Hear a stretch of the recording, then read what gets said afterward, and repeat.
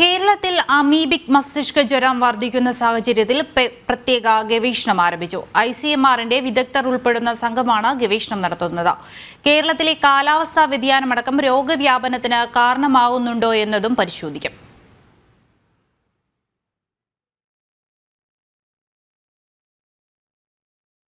കേരളത്തിൽ അമീബിക് മസ്തിഷ്ക രോഗം കൂടുതലായി റിപ്പോർട്ട് ചെയ്യാനുള്ള കാരണം കണ്ടെത്താൻ ICMR-ന്റെയും നാഷണൽ ഇൻസ്റ്റിറ്റ്യൂട്ട് ഓഫ് എപ്പിഡമോളജിയുടെയും സഹായത്തോടെയാണ് ഗവേഷണം ആരംഭിച്ചത്. കേരളത്തിലെ കാലാവസ്ഥ വ്യതിയാനമടക്കം രോഗവ്യാപനത്തിന് കാരണമാകുന്നുണ്ടോ എന്നത് പരിശോധിക്കും.